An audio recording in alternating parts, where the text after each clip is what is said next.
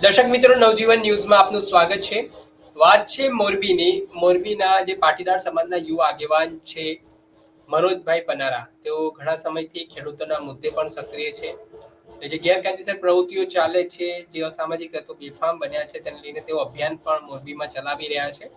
2 વર્ષથી મને ખ્યાલ છે તે મુજબ એમનું અભિયાન ચાલી રહ્યું છે. ત્યારે તેમની સામે એક ફરિયાદ થઈ છે મારામારીની, ને તેમના પર આક્ષેપ પણ જે સામે પક્ષે જે ફરિયાદી પક્ષ છે તે લગાવી રહ્યો છે કે મનોજ પનારા જાતિવાદ ફેલાવી રહ્યા છે.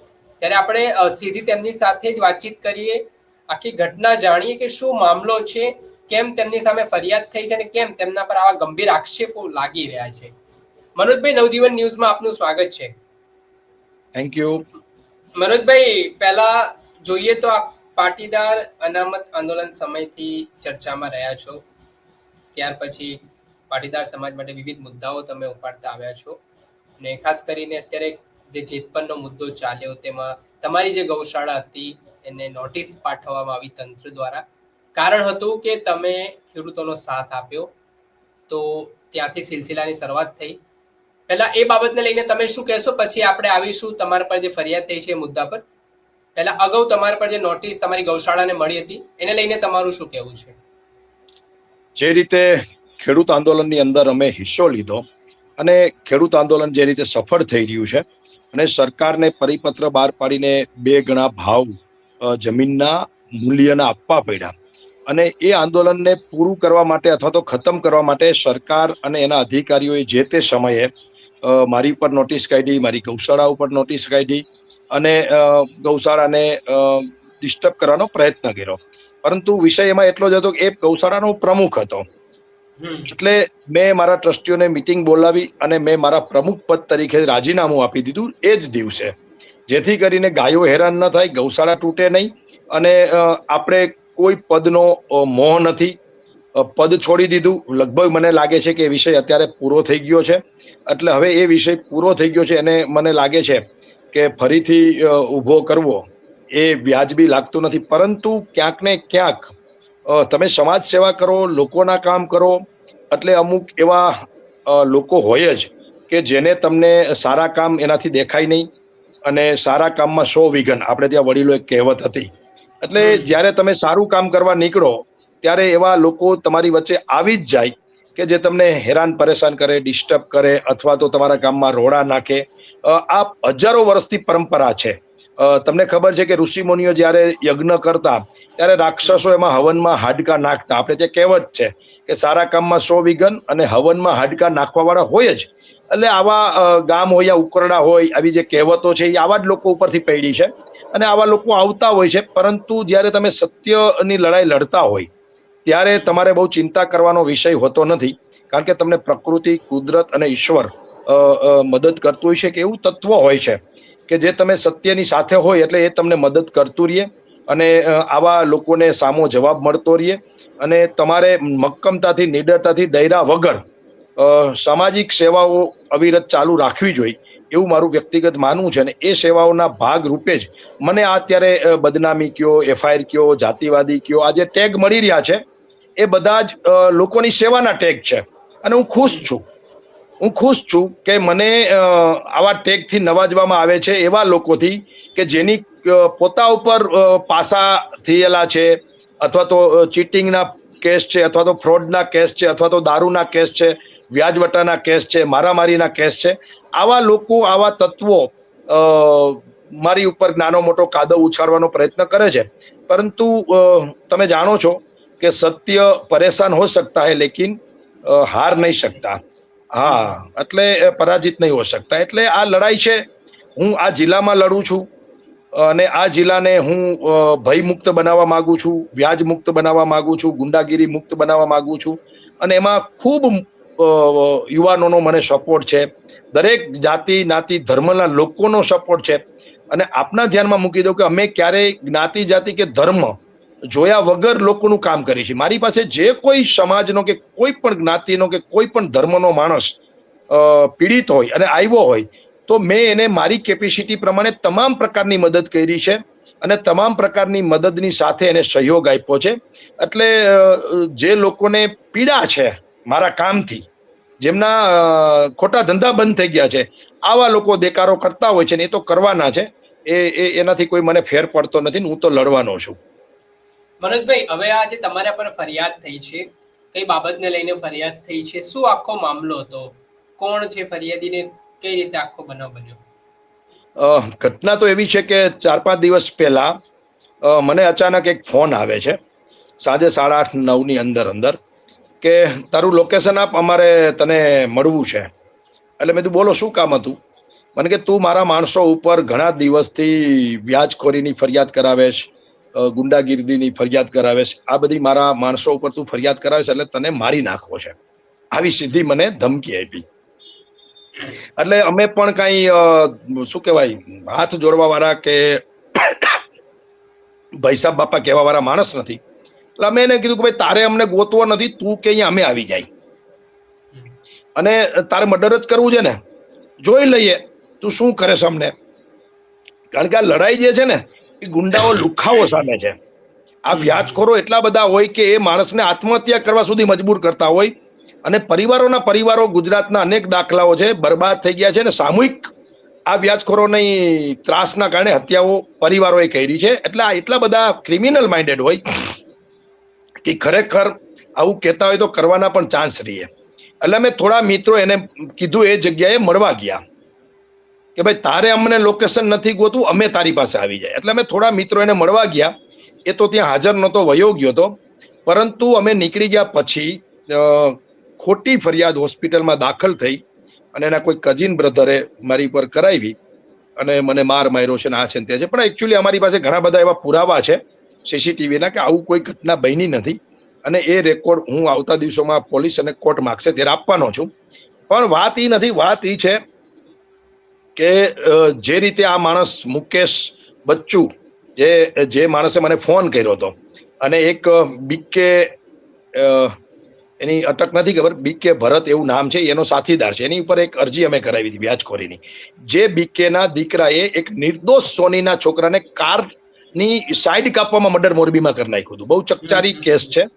2 નાબાલિગ યુવાનોએ છરી વડે હુમલો કરી અને એક સોની યુવાન પરિવાર સાથે હતો, એની સિસ્ટર જોડે હતી, એનો પરિવાર જોડે હતો, એને બાઇક ઓવરટેકની બાબતમાં રોડ ઉપર જ છરીના ગોદા મારી દીધા હતા અને એનું મર્ડર કર્યું. એનો જ બાપ આ બીકે. અને એ સતત 2 નંબરના ખોટા ધંધા કરવા, વ્યાજખોરી કરવી, અને આ એનો બોસ છે મુકેશ બચ્ચુ. એટલે આ બંને સાથે બેઠા હશે અને મને ફોન કરીને ધમકાવતા હતા. એટલે આ એવા ક્રિમિનલ માણસો છે. એટલે અમે અમારી શેપ સાઈડ રાખીને અમે મળવા ગયા હતા. પરંતુ એને અમારી પર ફરિયાદ દાખલ કરી દીધી. ફરિયાદ દાખલ કરી, પોલીસને સાચી વાત કરી અને ગુનો સામાન્ય જે કલમો હતો એ પ્રકારનો હતો. અને મેં પણ એના વિરુદ્ધ એ ડિવિઝનમાં એક ફરિયાદ દીધી છે કે આવા ટાઈમે મને ફોન ઉપર ધમકી દેતા હતા ને એના પુરાવા રેકોર્ડ બધું છે મારી પાસે. તો વિષય એ છે કે ઓલી કહેવત છે ને કે આમ દાદાગીરી પણ કરવી છે, લોકોને ડરાવવા પણ છે અને પાછું ધમકાવવા પણ છે, અને પાછી પોલીસ સ્ટેશનમાં ફરિયાદ કરવી છે. એટલે આ પ્રકારના ક્રિમિનલ માણસો છે. આવા ક્રિમિનલ માણસો સામે આપણે લડતા હોય તો આપણે પણ થોડું સમજી વિચારીને પ્રી પ્લાનિંગ સાથે લડવું પડે. મને એ ખબર છે કે આ લોકો ગમે ત્યારે મારી ઉપર હુમલો પણ કરી શકે એમ છે અને મારી ઉપર ઘાતકી જેને કહેવાય એવો હુમલો પણ કરી શકે એમ છે. ને ઘણા બધા છે, આવા એક નથી. આવા મોરબીમાં 150 ફાઇનાન્સરો હતા અને આવા કેટલાયને મેં જેલ ભેગા કર્યા છે, ફરિયાદો કરાવી છે. કારણ કે પોલીસનું કામ કરે જ છે, પણ પોલીસની એક મર્યાદા છે. બહુ સારા અધિકારીઓ મોરબી પોલીસ સ્ટેશનમાં છે જ. કોઈ નીકળે એવું કે લાંચ રિશ્વત લઈને આવા ક્રિમિનલોને જવા દે, ક્યાંક ખૂણા ખાંચકે બનાવ બનતો હોય, આપણે એમ નથી કહેતા, ક્યાંક ભ્રષ્ટાચાર પણ થતો હોય, પણ બહુ સારા અધિકારીઓ અત્યારે મોરબીમાં છે જેને હંમેશા માટે અમને સપોર્ટ કર્યો છે. પણ પોલીસ સ્ટેશન સુધી ફરિયાદી પહોંચે તો ને, પોલીસ ભગવાન તો છે નહીં કે આ લુખાઓ, આ વ્યાજખોરો કોના ઘર સુધી પહોંચ્યા છે, કોને દબાવે છે, કેનું ખેતર લખાવે છે, કેનું ઘર કબજે કરે છે, કેનો પ્લોટ પચાવી પાડે છે, એ તો પોલીસને કઈ ભગવાન તો છે ને જ ખબર હોય. એ અમારા જેવા સામાજિક લોકો પાસે તરત આવી શકે. પીડિત માણસ છે એ અમારા જેવા સામાજિક લોકો પાસે આવે, એની એ હિંમત નથી આ ગુંડાઓ સામે પોલીસ સ્ટેશનમાં જઈને ફરિયાદ કરવાની. એટલે અમારું કામ એ છે કે આવા જે પીડિત પરિવારો હોય એને હિંમત આપીએ એને પોલીસ સ્ટેશન સુધી લઈ જઈએ ને એની એફઆઈઆર કરાવીએ. એટલે આ લોકોના મનમાં એ જ ખબર છે કે જેને હું ધમકાવતો તો એની તેવડ નથી કે એ ફરિયાદ કરે, પણ આ મનોજભાઈ પનારાએ સાથે જઈને એની ટીમે સાથે જઈને પાટીદાર યુવા સેવા સંઘનું નામનું અમારું એક સંગઠન છે, એ જ લોકો જઈ અને આ અમારા વિરુદ્ધ ફરિયાદ કરાવે છે ને એનો બોસ કે એનો આગેવાન કે એનો લીડર જે કંઈ છે એ મનોજ પનારા છે. એટલે મારી ઉપર આ લોકો ટાપીને બેઠા હોય કે એમની કોઈ ફોલ્ટ આવે તો અમે ફરિયાદ કરીએ. એટલે આ પ્રકારનું આખો ફરિયાદનો કેસ છે અને ફરિયાદ તો થઈ છે. લીગલી સહયોગ અમે પોલીસને આપી રહ્યા છીએ. અમે અમારી જાતને કાનૂન જે પ્રમાણે કહેતું હોય છે એ પ્રમાણે અમે કરતા હોય છીએ. એટલે એ વિષય નથી. કોર્ટ પોલીસ જે કાંઈ છે લીગલી પ્રોસેસ મારા વકીલો એ બધું કરી રહ્યા છે અને એફઆઈઆર તો જો તમે જાહેર જીવનમાં હો એટલે થાય, પણ પોલીસ તપાસનો વિષય છે. પોલીસ તપાસ પણ કરી રહી છે અને જે કંઈ લીગલી હશે એ અમે કરવા તૈયાર છીએ. મનોજભાઈ, ગઈકાલે ઘણા બધા હિન્દુ સંગઠનો કલેક્ટર કચેરીએ પહોંચ્યા હતા. અંદાજિત 100 થી વધારે લોકો સંગઠનના પહોંચ્યા હતા અને એવા આક્ષેપ તમારા પર કરવામાં આવી રહ્યા છે કે મનોજભાઈ મોરબીમાં જાતિવાદ ફેલાવી રહ્યા છે. એ પ્રકારે આવેદનપત્ર પાઠવવામાં આવ્યું છે. તો શું છે આમાં આખી હકીકત? શું કહેવા માંગશો તમે આ મામલે? મેં તમને કીધું એમ કે અમે કોઈ જાતિવાદ ફેલાવતા નથી. જે લોકોના કામ ધંધા વ્યાજખોરીના બંધ થઈ ગયા છે, તમે માનશો 2 દિવસ પહેલા એક મારી પાસે ભાઈ આવે છે, એને એમ કીધું મેં 50,000 રૂપિયા વ્યાજે લીધા છે, મારી પાસેથી દાદાગીરી કરીને 3 લાખ રૂપિયા 1 મહિનાનું વ્યાજ વસૂલ કરી લીધું છે. આ વાસ્તવિકતા છે. હું તમારી સામે પણ ક્યારેક તમે કહેશો તો હું તમારી સામે બેસાડીને પણ એનું ઇન્ટરવ્યુ 1 to 1 કરશું, પણ એ ડરેલો માણસ છે. હું આજે જ કદાચ એને પોલીસ સ્ટેશને લઈ જવાનો છું. મારી ઉપર કાંઈ પણ થાય હું કોઈનાથી બીતો જ નથી. હું આવા લોકોના પરિવારો બરબાદ ન થાય એટલા માટે લડું છું. તો આ જે લડાઈ છે એ જાતિવાદની લડાઈ નથી, ગુંડા વિરોધી લડાઈ છે. એ વ્યાજખોરો વિરોધની લડાઈ છે. એ હની ટેપરો વિરોધની લડાઈ છે. એ કબજાખોરો વિરોધની લડાઈ છે. એ ભૂમાફિયાઓ વિરોધની લડાઈ છે. એટલે કોઈ મને આ લડાઈમાં જાતિવાદી કહે તો હું જાતિવાદી બનવા તૈયાર છું, પરંતુ મેં અત્યાર સુધીમાં ક્રિમિનલ કઈ જાતિનો છે, કયા ધર્મનો છે, ક્યારે નથી જોયો. તમારા ધ્યાનમાં મૂકી દો કે મેં સૌથી જાજી ફરિયાદો પાટીદાર દરેક સમાજમાં 2% 1% તો આ પ્રકારના માનસિકતાના ક્રિમિનલ માનસિકતાના લોકો હોય, ખોટા ધંધા કરતા હોય, દરેક સમાજમાં હોય, દરેક જાતિમાં હોય, દરેક ધર્મમાં હોય. એનું પ્રમાણ ઉપર નીચે હોઈ શકે, પરંતુ નાના મોટા કોઈને કોઈ આવા પ્રકારની માનસિકતાના લોકો હોય તો મેં સૌથી જાજી ફરિયાદ છે એ પાટીદારો ઉપર કરાવી છે પોલીસ સ્ટેશનમાં. કારણ કે હું ઈચ્છું છું કે મારા સમાજના છોકરાઓ ખોટા રસ્તે હોય એની પર જો ફરિયાદ થાય તો સાચા રસ્તે ચડે અને કામ ધંધે ચડે. એનો પરિવાર પણ ના ઈચ્છતો હોય કે મારો છોકરો ખોટા ધંધા કરે. મને એવા કેટલાય પિતાજીના ફોન આવ્યા છે કે બરાબર કર્યું તમે મનોજભાઈ, મારું કીધું મારો છોકરો માનતો નહોતો, આ વ્યાજનો ધંધો બંધ નહોતો કરતો, આ ગુંડાગીરી લુખાગીરી ટપોરી ભેગો રખડીને કરતો હતો, તમે સારું કર્યું મારા છોકરાનું નામ પોલીસ સ્ટેશનમાં લખાવ્યું, ફરિયાદ કરાવી, હવે એ સુધરશે, હું એને જામીન આપવા પણ નથી જવાનો. તો આ જ્ઞાતિવાદ કે જાતિવાદ કે ધર્મવાદ નથી. આ ખરેખર નવયુવાનો જે ટપોરી બની ગયા છે, અમુક ક્રિમિનલ માણસોની લીડરશિપ નીચે જે ટપોરી વેળા કરી રહ્યા છે, ખંડણીઓ ઉઘરાવી રહ્યા છે, લુખાગીરી કરી રહ્યા છે, એને સુધારવાનું એક આ અભિયાન પણ છે. અને એમાં અમે કોઈ ક્રિમિનલ કઈ જાતિ નાતિ ધર્મનો છે એ અમે જોતા નથી.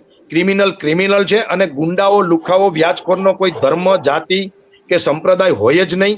એટલે એ કોઈ માપદંડ જાતિનો હોતો નથી. પણ હા, એવું બને છે કે ઘણા બધા કાલે જે લોકો હતા એમાં મોટા ભાગના લોકો વ્યાજખોરી, સટ્ટાખોરી, 2 નંબરના ધંધા સાથે સંકળાયેલા, કોઈ પાસામાં ગયેલા, કોઈ ઉપર દારૂના કેસ, કોઈ ઉપર પાસાના કેસ, કોઈ ઉપર વ્યાજખોરીના કેસ, કોઈ મારામારીના કેસ, આવા લોકોનું પ્રમાણ એમાં વધારે હતું. એ મોરબીના મીડિયાને તમે પૂછશો તો પણ મીડિયા મિત્રો પણ તમને બતાવશે અને આમ જનતા પણ બતાવશે. એટલે આ કોઈ હિન્દુ સંગઠન નહોતું.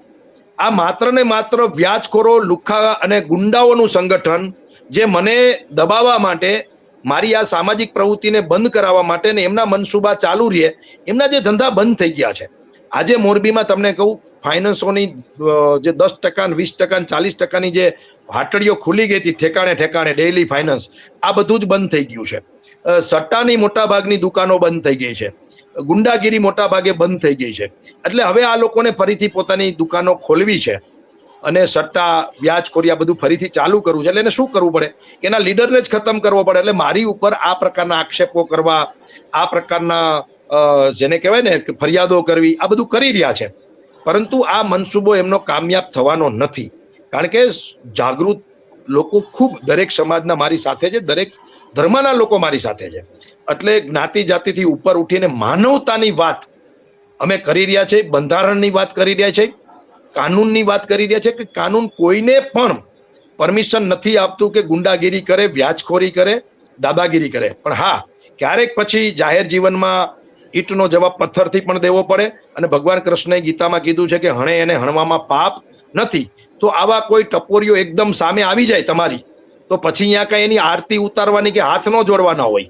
એ જે ભાષામાં વાત કરે એ જ ભાષામાં વાત કરવાની હોય. એટલે એ મારો સ્વભાવ છે, મારો હિસ્ટ્રી પણ રહી છે. એટલે હું સામાજિક કાર્યકર્તા છું, રાજકીય કાર્યકર્તા છું, એ વાત ચોક્કસ છે. પણ હું માત્ર ને માત્ર આરતી કરવા વાળો માણસ નથી. જરૂર પડે તો શક્તિનો પણ પ્રયોગ કરી લેવો, અને પછી જે થશે એ થશે, જોયું જ હશે. આ પ્રકારની પણ મારી લડાઈ છે. અને ગુંડાઓ સામે તમે માત્ર હાથ જોડો, આ કઈ સતયુગ થોડો છે? ગાંધી યુગ થોડો છે? આ તો અત્યારે જેને કહેવાય ને હળહળ તો કળિયુગ છે. એમાં તમે આને એમ કહો અત્યારે કે એક ગાલે તમાચો માર, બીજો ધરો તો બે મારે. એ પ્રકારની માનસિકતાના લોકો છે. એટલે આને એક મારે તો સામે બે ઠોકવાના હોય તમાચા, એટલે સીધા થઈ જાય. આ તો ધોકાની ભાષા સમજે એવા લોકો છે.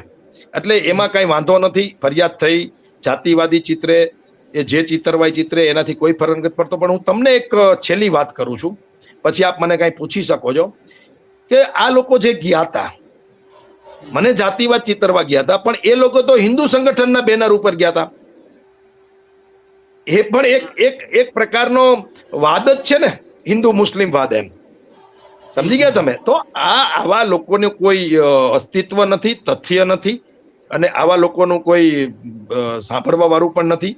આ તો થોડા લોકો, 50-100 લોકો ભેગા થઈ અને જેના ધંધા 2 નંબરના બંધ થઈ ગયા છે, એવા લોકો આ બધું કરી રહ્યા છે કે મનોજ પનારા જો ફરીથી આ લડાઈ છોડી દે તો અમારા ધંધા ચાલુ થઈ જાય. અને આ વ્યાજખોરોના એટલા બધા વ્યાજ ઊંચા હોય કે પછી અત્યારે એના મોત શોખ બંધ થઈ ગયા છે, એના તમામ પ્રકારના ખર્ચા બંધ થઈ ગયા છે, એની ગુંડાગીરી, લુખ્ખાગીરી બધી બંધ થઈ ગઈ છે. એ ફરીથી ચાલુ કરવા માટે મારી ઉપર આવા પ્રકારના હુમલાઓ કરે છે. પણ હું ડૈરા વગર જીવીશ ત્યાં સુધી હું ગરીબ માણસોની પડખે છું.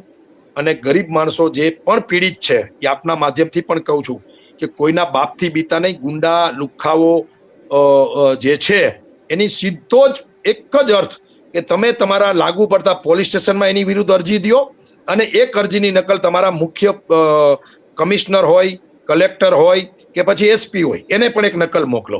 એટલે આવા ગુંડાઓ સીધા થઈ જશે. આમ ગુંડાઓ છે ને ડરપોક હોય, પરંતુ પ્રજા એનાથી ડરે છે એટલે ગુંડાગીરી કરે છે. એટલે આપના માધ્યમથી હું કહું છું કે જે કોઈ લોકો વ્યાજમાં ફસાણા હોય, અથવા તો કોઈના જમીન ઉપર કબજા કે મકાન ઉપર કબજા થઈ ગયા હોય, તો નિડરતાથી આ ગુંડાઓ સામે લડજો. એ થોડીક વાર કદાચ તમને દબાવવાનો પ્રયત્ન કરશે, પણ અંતે જીત છે એ સાચા માણસની થશે એવું મને લાગે છે. ચોક્કસથી મનોજભાઈ, થોડા સમય પહેલા ગૃહમંત્રી હર્ષ સંઘવીએ પણ જે તમે વ્યાજખોરીની વાત કરી એના મુદ્દે મુહિમ ચલાવી હતી. અભિયાન ચાલ્યું હતું ગુજરાતભરમાં જોરશોરથી કે ભાઈ જે પણ વ્યાજખોરીમાં સપડાયેલા લોકો હોય તે પોલીસનો સંપર્ક કરી શકે છે અને પોલીસ એને ન્યાય અપાવશે. તો હાલ આ મુહિમ તમારા મોરબીમાં કેવી છે? પોલીસનો કેવો પ્રતિસાદ મળે છે? ફરિયાદી જો જાય એની આઈડેન્ટિટી પણ ડિક્લેર ના થવી જોઈએ, એ પ્રકારની વાત હતી, ને પોતાની રજૂઆત કરી શકે છે. તો મોરબીમાં પોલીસ તરફથી કેવું વલણ છે? હાલ પોલીસનો અમને સારો સપોર્ટ છે. શરૂઆતમાં જ્યારે આ મુહિમ ઉપાડી ત્યારે અમને ઓછો સપોર્ટ હતો, કારણ કે ક્યાંક ને ક્યાંક આવા જે 2 નંબરના ધંધા કરતા હોય એના કનેક્શન ક્યાંક ને ક્યાંક તંત્ર સાથે, અધિકારીઓ સાથે, અથવા તો નીચે જે પોલીસ સ્ટાફ હોય એની સાથે હોય છે. પરંતુ જે રીતે હર્ષભાઈ સંઘવીએ, ગૃહમંત્રી, આખી મુહિમને થોડો મીડિયામાં અવાજ આપ્યો, એટલે ક્યાંક ને ક્યાંક અધિકારીઓ અમારી હવે વાત સાંભળતા થયા છે અને અમારી વાતને સપોર્ટ પણ મળે છે. અને કડક અધિકારીઓ ખૂબ છે પોલીસ તંત્રમાં, પણ એમના પણ ક્યાંક હાથ બંધાયેલો. ફરિયાદ જ તમે ન કરો આવા લુખ્ખાઓ ઉપર તો પોલીસ શું કરે? પોલીસની પણ મર્યાદાઓ છે. એટલે અમારું કામ એ છે આ જિલ્લાની અંદર કે જેને પણ પીડા છે એને પોલીસ સ્ટેશન સુધી લઈ જવાના. પછી તો પોલીસ અમારા જેવા આગેવાનો જાય એટલે કામ કરતી જ હોય છે. પરંતુ વિષય એ છે કે અત્યારે કાયદો છે ને એ લૂલો અને લંગડો છે. આ લોકોને પોલીસનો ડર ખતમ થઈ ગયો છે. જે 2-4 કેસમાં પોલીસ સ્ટેશનમાં જે આવે એને કાયદાની પરિભાષા ખબર છે, એટલે એ કાયદાને ઘોડીને પી ગયા છે. અને છેલ્લે જે પાસાનો કાયદો છે એ અત્યારે બહુ ઢીલો અને નબળો થઈ ગયો છે. આ લોકો 2-3 કેસ થાય એટલે પાસામાં મોકલે, પરંતુ પાસામાંથી 15 દિવસે 20 દિવસે છૂટી જાય ને પાછી દાદાગીરી લુખાગીરી કરતા હોય છે. અને આમનો ધંધો જ આ છે. આવડો મોટો નફો બીજે ક્યાં છે? લાખ રૂપિયાના રોકાણમાં મહિને 3 લાખ રૂપિયા બીજે ક્યાં મળવાના છે? 5 લાખના રોકાણમાં બીજે 10 લાખ રૂપિયા ક્યાં મળવાના છે? એટલે આ લોકો આ ધંધો બંધ કરતા નથી. પરંતુ હું આપના માધ્યમથી હર્ષભાઈને કહેવા માંગુ છું કે જો ગુજરાતમાં તમારે કચ્છમાં એક ખૂબ સારો બનાવ કચ્છ પોલીસે કરીને બતાવ્યો, યાના આઈજી સાહેબે બહુ સારું બધી જમીનો મિલકતો બધું પાછું અપાયું. હમણાં સુરેન્દ્રનગરમાં પણ સોનું એસપી સાહેબે પાછું અપાવ્યું. તો આ પ્રકારે માત્ર સોનું કે મિલકત પાછી અપાવી વ્યાજખોરો પાસેથી નહીં, હારે હારે આ લોકો પર ગુજકી ટોક થાય. જેને પાસા થઈ ગયા છે એમ છતાં પણ એને એ સુધરતા નથી, એની પર ગુજકી ટોક થાય, તો મને લાગે છે કે આ બધાની શાન ઠેકાણે આવે ને તો જ આ લોકો સુધરે. કારણ કે આ કાયદાને છટકબારીઓ જાણે છે. આને ઘણા બધા ગુના કર્યા ને એટલે આ બધા હોશિયાર થઈ ગયા હોય. કેવું હોય કે ભાઈ કોઈ દર્દી છે ને, કોઈ દર્દમાંથી પીડિત હોય ને તો એને અડધી તો ડોક્ટર જેવી એને પણ સલાહ બીજા દર્દીને આપી શકે. કારણ કે ઘણા વર્ષથી એ દર્દી એ દર્દ સાથે લડતો હોય તો એને પણ ઘણા બધા નોલેજ આવી જતું હોય. એમ આ લોકો ઘણા બધા કેસીસની અંદરથી કોર્ટ કચેરીમાંથી પોલીસ સ્ટેશનમાંથી પસાર થતા, એટલે હવે આ પણ ક્રિમિનલ થઈ ગયા હોય, એટલે જ કાયદાની છટકબારી જાણતા હોય. એટલા માટે મને એમ લાગે છે કે જો ગુજરાતમાં થોડાક લોકો ઉપર ગુજકી ટોક થાય તો આ બધાની શાન ઠેકાણે આવે એવું મને લાગે છે. ચોક્કસથી મનોજભાઈ, ખૂબ ખૂબ આભાર. તમે જોડાયા, તમારો મહત્વપૂર્ણ સમય આપ્યો ને જે તમે ફરિયાદ થઈ છે એને લઈને તમે ખુલાસો પણ કર્યો. હતા પાટીદાર સમાજના આગેવાન મનોજભાઈ પનારા, જેઓ પોતાનું સંગઠન મોરબીમાં ચલાવે છે ને જે તેમના પર પોલીસ ફરિયાદ થઈ છે તેને લઈને તેમણે સ્પષ્ટતા કરી છે. સાથે જે તેમના પર આક્ષેપો પણ થઈ રહ્યા હતા જાતિવાદીના, તે મામલે પણ તેમણે પોતાનો પક્ષ મૂક્યો છે. આક્ષેપ તેઓ દ્વારા ગંભીર કરવામાં આવી રહ્યા છે. જોવાનું રહ્યું કે આગામી સમયમાં આ જે આક્ષેપ પ્રતિ આક્ષેપ ચાલી રહ્યા છે તેમાં શું નવા જૂની થાય છે. દર્શક મિત્રો, આવા જ વિડીયો જોવા માટે તમારી નવજીવન ન્યૂઝ જોતા રહો, લાઈક કરો અને વધુમાં વધુ શેર કરો.